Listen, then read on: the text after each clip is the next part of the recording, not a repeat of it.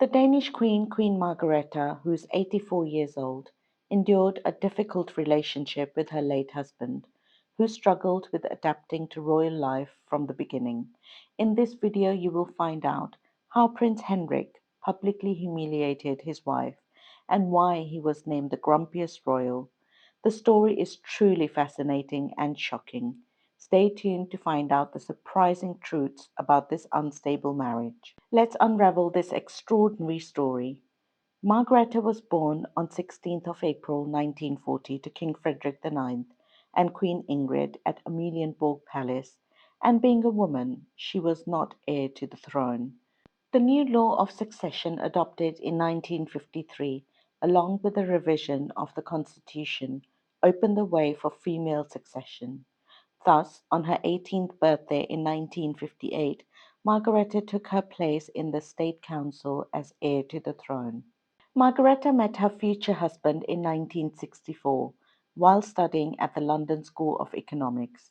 He was a French diplomat, and Margarethe, who was a princess at the time, fell in love with him. They began a romance, and in October 1966 they officially announced their engagement. Henrik proposed Princess Margarethe with the striking Van Cleef and Arpels ring. His real name was Henri, but to marry the future monarch of Denmark, Henri had to make several sacrifices, which included changing his name to Henrik to sound more Danish. As well as changing his name, he converted from Catholicism to Lutheranism, and he gave up his dream of continuing his diplomatic career. The wedding day arrived, and Margarethe arrived at the church with her father, King Frederick IX. She was a picture of elegance in an ivory silk gown. The gown was designed by her mother's favorite designer, Jürgen Bender. Paying homage to family traditions, Margarethe's dress featured a square neck and contrasting bodice, crafted from heirloom lace belonging to her late grandmother, Princess Margarethe of Connaught. The design also boasted a dramatic 20-foot train that provided a stunning backdrop for the bride's exquisite veil. The bride showcased another striking accessory, which also ties to her late grandmother, and that is the Khedive of Egypt tiara. This glittering tiara was given to Margaret by the Khedive as a wedding present in 1905. It was worn as a bridal diadem by Margarethe's younger sister, Queen Anne-Marie, in 1964, and later by all of Queen Ingrid's daughters and granddaughters. After the wedding ceremony, Crown Princess Margarethe and Prince Henrik rode through the streets of Copenhagen in an open carriage, waving to the crowds that had gathered along the procession route. Their ultimate destination was Fredensborg Palace, where King Frederick and Queen Ingrid held a lavish reception in their honor. After dinner, Prince Henrik delivered a notable speech to his wife, calling her the most beautiful flower in the lush garden of Denmark. They were living a happily married life, and that's when Margarethe became Queen of Denmark following the death of her father in 1972. When Margarethe ascended the throne, she was remarkably pragmatic about her new role and responsibilities. In her new role as queen, she was clear that duty came first. In an interview, she said that Denmark is more important to me than anything else. I do not think I've ever even flirted with the idea of putting marriage before the throne. She said all over Denmark, I had already been met with such great expectations and received so much kindness and respect. When Margarethe became queen, her husband was named Prince Consort. As in most monarchies, a princess traditionally becomes queen when her husband takes the throne, but a man does not become king if his wife becomes queen. But over the years, Prince Henrik made no secret about his unhappiness at being denied the title of king. Many Danish people disliked him for that, seeing it as a sign of an arrogant man hungry for recognition. Although Henrik's frustration about his position in the royal family had been long bubbling, his eldest son's increasing responsibility became an additional point of contention. Prince Henrik did not take it lightly when in 2002 Crown Prince Frederick was chosen to represent Queen Margarethe at a New Year's ceremony instead of him.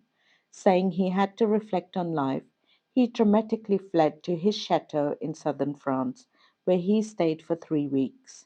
To a Danish tabloid, he said the royal staff had shunned him into third place in the royal hierarchy. He had felt pushed aside, degraded, and humiliated, and his self respect was being destroyed. He said, "For many years I have been Denmark's number two." He added that "I have been satisfied with that role, but I don't want to be relegated to number three." In 2017, his dissatisfaction burst onto the public stage when he gave an extraordinary interview to a magazine. Henrik thundered about Margarethe, who he claimed did not show him the respect a wife should show her husband. "My wife has decided that she would like to be queen, and I'm very pleased with that," he said. "But as a person, she must know that if a man and a woman are married, then they are equal." This was one of the numerous times the prince consort openly vented about his place in the monarchy, tirades that typically came at the expense of his wife. On several occasions, Henrik publicly humiliated his wife by expressing his fury, and in my opinion, that is the main reason the Danish people never really took to Henrik. Unsurprisingly, the discontent transcended into their relationship. Their marriage was definitely tumultuous and from very early on. Margarethe appeared to admit to having disagreements with her husband, whom she referred to as an invaluable critic. Margarethe said in an interview that "my husband and I have discussions in front of our sons, but they all consider me shy of conflicts. I suppose I am, but I hate disagreeing with anyone, though I do like to be right." Henrik's seeming loss in his new subservient role earned him the nickname "the world's grumpiest royal." Already frustrated with his royal title, he announced in 2017 that he did not want to be buried next to his wife. He demanded, "If she wants to bury me with her, she must make me a king consort. Finished. I do not care." However, his public outrage did not dissuade his wife. When Henrik died in 2018, he was still only a prince. Upon his death, the royal house announced that the Queen has accepted her husband's decision of not being buried next to her. Instead, he was cremated. This decision broke a 459-year-old tradition of burying royal spouses together. The couple had two sons, Crown Prince Frederik and Prince Joachim. Despite her public humiliation, Queen Margrethe had great sympathy for her husband's odd position. She expressed that "I do not think that this new life in Denmark was always very easy for my husband. We were both madly in love and knew this was what we wanted, but we had no doubts that it would have a price.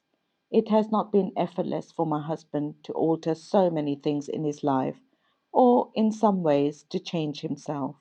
The Queen had great compassion for her husband and was deeply saddened when he passed away. She was heartbroken that she will not be buried next to her husband. She honored his wishes, and when he passed away, the Queen and their two sons were right at his side. The Queen decided to abdicate in 2023 due to health related issues. Her decision to abdicate marks a significant departure from what she had repeatedly said before. Her intention was to remain on the throne for life. The Queen broke the nearly 900-year-old tradition of lifelong reign in Denmark. The abdication ceremony took place on January 14, 2024, coinciding with the 52nd anniversary of Margarethe's accession to the throne. With this, I really hope you enjoyed this video and found it to be informative as well. Please like, share and subscribe to the channel, and as always, thank you so much for watching.